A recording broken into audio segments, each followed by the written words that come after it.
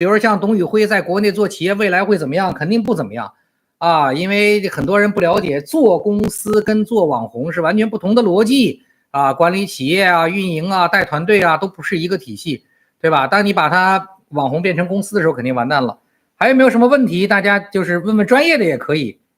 问问专业的也可以。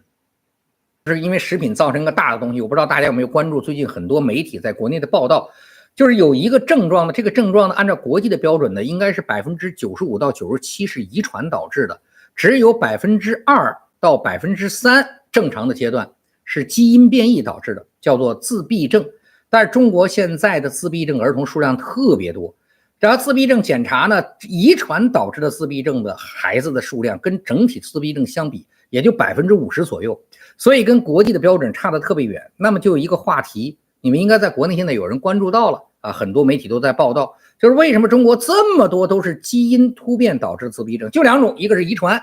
一个是基因突变，但基因突变应该只有2%到3%，可是中国竟然到了将近50%，那怎么导致的基因突变？那就肯定是，这个父母双方的饮食出现的一个相关结果，导致中国现在大量自闭症的孩子啊，基因突变导致自闭孩子。当然，除了自闭，还有各种各样的病。甚至有少儿渐冻症，就是3、4岁就开始出现渐冻了等等，大量这种怪病，就是在全人类都是很怪的病，现在中国人都在有。所以呢，我个人觉得啊，如果你只能在中国国内，你没办法衣食住行都在国内，我不太建议你们大家在国内在结了婚也别一定要生孩子，因为除了像这种双雄这种东西，大量的这种像我说这种自闭也好啊。少年渐冻等等这些东西，都查不出来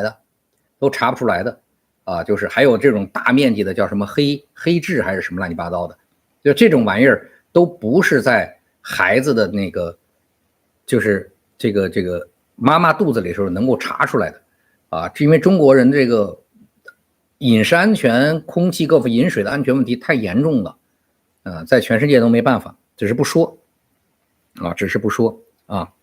就别那个啥了，好吗？好，近日中国国家市场监督管理总局发了个信息啊，总结了一下2024年1到7月份对于全国雪糕、冰棍等冷饮产品的抽查的结果啊，众多品牌的雪糕、冰棍产品经过检验，其中来自于国内4.3万家冰激凌生产企业的共计17个批次，但是每一批到底多少个种类他没说。啊，就是4.3万家冰激凌相关生产企业11个批次中的产品检验啊，不合格率50%，一半。不合格产品最严重的问题就是大肠杆菌的数量超标啊，一半以上不合格产品里面都是大肠杆菌超标。大肠杆菌超标最多的产品能够达到国家规定在冰棍里面啊，冰激凌在这个产品里面最高能够承受标准的27倍。所以这个结果出来以后，国内一些官方的媒体，那自媒体就别说了，一些就是报纸，政府的一些报纸，虽然是地方性的，都用了类似这样的标题，叫雪糕冰棍抽检一半检出便便，就是粑粑，一半检出粑粑污染，都用类似这样的标题去发表了新闻，大家在网上应该能看见啊，大家应该在看见。所以这没办法，这就是中国消费者面临到不好的情况啊。那中国消费者报还总结了主要4个方面导致的，第一个是生产环节不过关，第二运输环节，第3储存环节，最后是销售环节。其实不重要，因为任何环节中国共产党早就制定了相关的国家标准，如果真的按这个标准去生产、去运输、去储存、去销售，肯定没问题，但是就一定没按这个标准做，而且绝对除了国家这个质检总局去检查就没人管，所以才会卖这么多，最后在抽查的过程中才发现了啊，国家监督管理总局在发信息，抽查的中才发现了，但是卖了多少吃了多少啊，肯定不能说，因为引起社会的动荡了，好吧？啊，那讲完这个呢，我估计中国人是不是又不吃冰棍了中国人又不吃雪糕了，对吧？啊，但是大家也没啥不吃的，因为咱们讲了这么多期食品安全的问题了。如果你要真的注意食品安全，怕得病，那你就什么都别吃了啊！除了国外进口的食品，你就只能饿死了否则的话，在中国咱们讲这么多期了，你可能猛然的发现，确实按中国政府给你发的东西，你也确实什么都没法吃，连啤酒都不敢喝，对吧？就没办法，因为中国的能够保障安全的食品太少了，少到了能在市面上见的少到了无法少的地步冰棍算个毛，那就吃呗，那就吃吧那就没啥了反正就是咱们中国人嘛，就是虱子多了不咬，债多了不愁，对吧？反正所有的都不安全，所有都是早死早脱生所以大家愿意吃就吃好吗就讲这么一个笑话。但是一个国家走到这个位置，大家想，所以人家老说现在我们中国人以前嘲笑印度人喝恒河水，说其实除了表面上不像，中国人每天都在喝恒河水。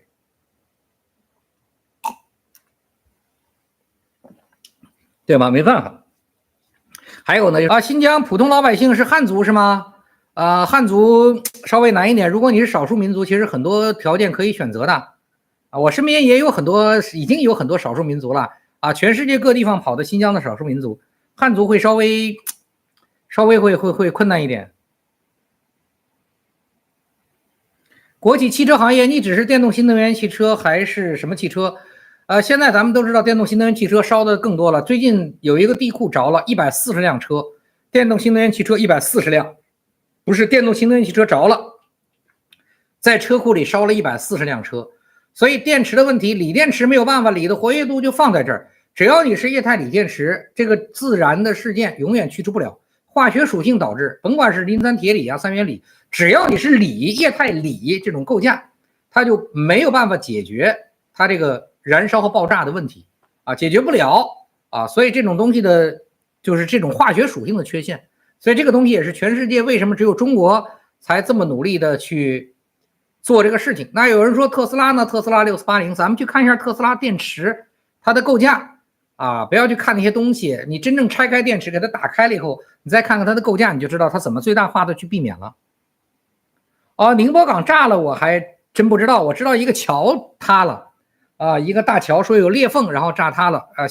也不是新修的，有一段时间，最近反正倒塌的东西挺多的。还有一个高速路坍塌了，一条很重要的高速路坍塌了，这个我知道。但是宁波港被炸了我还真不知道。对，主要是锂元素的问题日本电池已经开始上了，怎么没有消息呢？日本电池现在已经开始很多车都逐渐在使用了很多车都逐渐在使用了日本的固态锂电池技术，只是国内可能新闻不报吧。那个1.35亿厂房1.8万那个，首先第一个法院，这就是中国，你按法律程序走了，人家拍了，但是法院说收回就不算了那拍到那个人就白拍。第二个你不知道的就是1.8万你拿了以后，你就要交土地税，按照现在的规格，你最起码要交7000万左右的土地税。你不要觉得1.8亿的厂房你花了钱就是自己的，你交不起土地税那也不是你的。但是这件事呢，因为新闻媒体的炒作，干脆法院就违法，就说不算了。为什么不算呢？不管，反正就是不算了。所以您就是按照法院出的条理合法合规1.8万拿到了，现在也就等于没用了这件事这就是在中国嘛，中国的法律本来就无所谓，中国的法律宁波的船炸了，那不知道他那个船游轮是吧？游轮炸了，我还没太注意这个新闻，那你们比较多，好吧就是这种化学物质的问题就是这样子的。化学物质咱们都知道，韩国那个锂电池的那个厂子的爆炸，导致很多中国在韩国打工的人也都一块那个什么了，就是锂这个元素就是这样，出问题就是出大问题。